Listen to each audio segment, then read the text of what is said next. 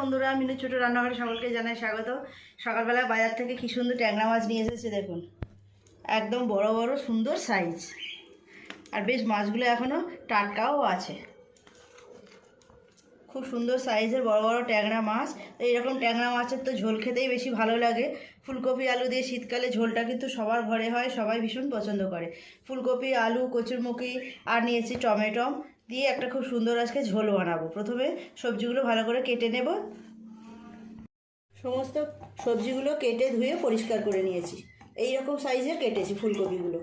ফুলকপি দিয়ে যে কোনো মাছের ঝোলই কিন্তু খুব ভালো লাগে, ট্যাংরা মাছ হলে তার কোনো কথাই নেই।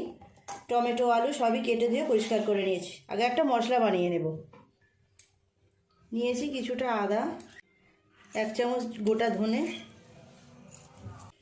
1 চামচ গোটা জিরে, অল্প একটু জল দিয়ে একটা মিহি পেস্ট বানিয়ে নেব।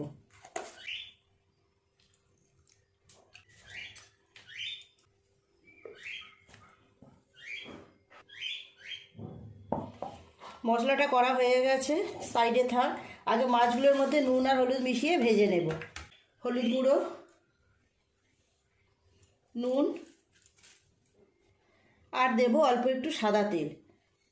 যেসব মাছের আঁশ থাকে না সেই সব মাছগুলো ভাজার সময় খুব ফাটে, তেল ছেটায়, ওই জন্য অল্প একটু করে সাদা তেল গায়ে দিয়ে দিলে মাছের সঙ্গে নুন হলুদের সঙ্গে মিশিয়ে নিলে ফাটার ভয়টা কম থাকে। মাছগুলো আগে গ্যাস দিয়ে ভেজে নেব। কড়াই গরম হয়ে গেছে, তেল দিয়ে দেব, সাদা তেল।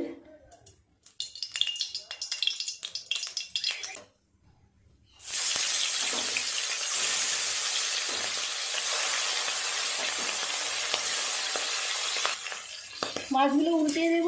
এই পাশটা ভাজা হয়ে গেছে।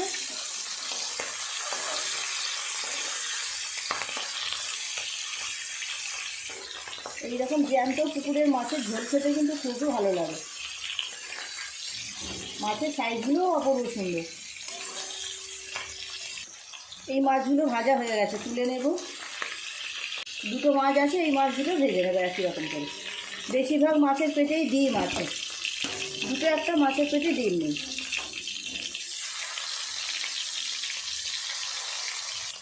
এই মাছগুলো ভাজা হয়ে গেছে, তুলে নেব। কপিগুলো আগে ভালো করে ভেজে নেব।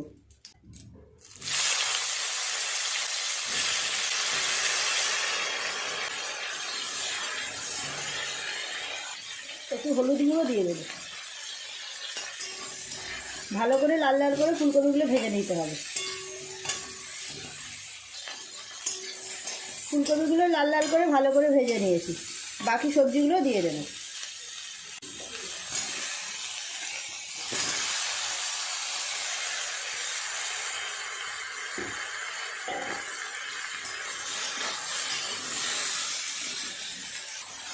খুব ভালো করে সমস্ত সবজিগুলো আর একটু ভেজে নেব।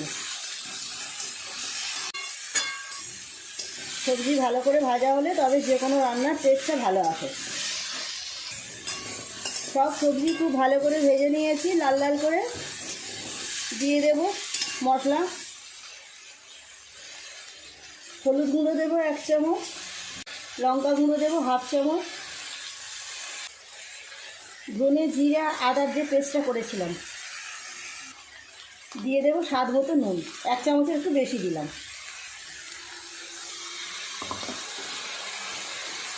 খুব ভালো করে মশলাটা কষিয়ে নেব সবজির সাথে।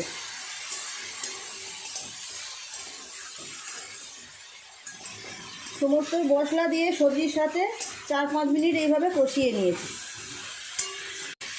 খুব ভালোভাবে সমস্ত কিছু কষানো হয়ে গেছে, জল দিয়ে দেব।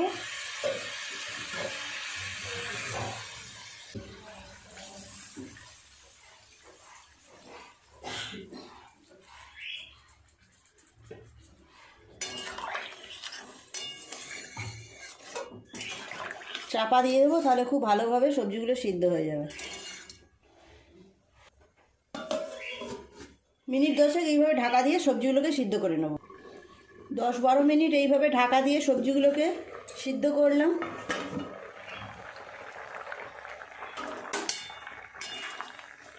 সমস্ত সবজি কিন্তু খুব ভালোভাবে সিদ্ধ হয়ে গেছে। ঝোলটা এবার নামিয়ে নেব।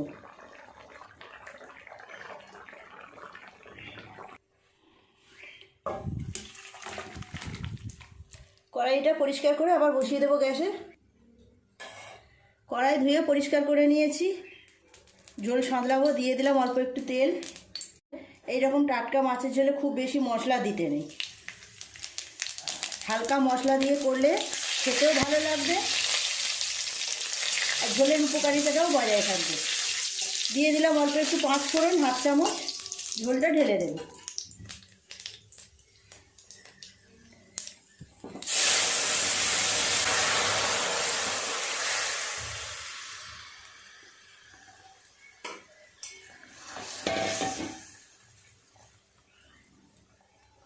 দিয়ে দেব ভেজে রাখা মাছগুলো।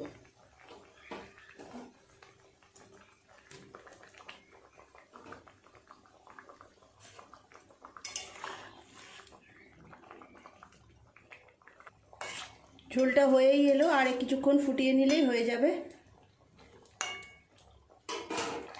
মাছ দেওয়ার পরে আরও 4-5 মিনিট ফুটিয়ে নিয়েছি ঝোলটা। অল্প একটু ধনেপাতা দিয়ে নামিয়ে নেব। ট্যাংরা মাছের ঝোল পুরোপুরি রেডি। শীতকালে ফুলকপি আলু দিয়ে ট্যাংরা মাছের ঝোল বলুন, ওলকপি আলু দিয়ে ট্যাংরা মাছের ঝোল বা অন্য যে কোনো সবজি দিয়েও ঝোল করলে খুব ভালো লাগে। নামিয়ে নেব।